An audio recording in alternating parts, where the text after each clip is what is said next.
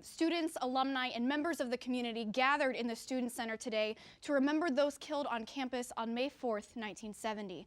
Activists from groups such as Refuse Fascism and Democratic Socialism clubs also gathered to protest current events, which disturbed some of those who lived through the Kent State tragedy.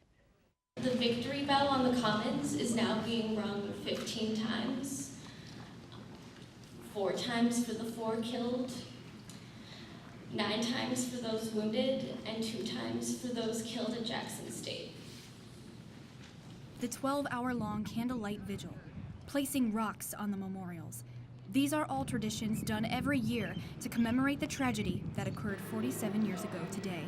And to call again for justice for Sandy and the other victims of the May 4th, 1970 shootings. The Student Center ballroom was packed with people, many of them students, but others who were there on the fateful day. Harold Greenberg was a journalism graduate student at the time. He recalls sitting in Taylor Hall, working for the Daily Kent Stater. Sitting in the Kent Stater office, which was in Taylor Hall, where the visitor center is now, and talking with my wire editor. And I said to him, you know, if they hold that rally today, somebody's going to get killed. Greenberg comes to campus each year on May 4th, and he says he's often disappointed in the day's events.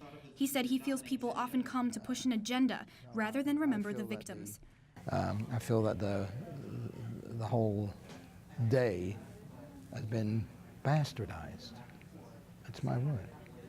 These things fling so far from the reality of the day, and that's why I can't stand there and listen to all the speeches. Connecting the 1970 tragedy to current events is part of the May 4th Task Force's mission. The goals are, first and foremost, in remembrance of the victims, but at the same time, to use it as a platform to discuss current issues.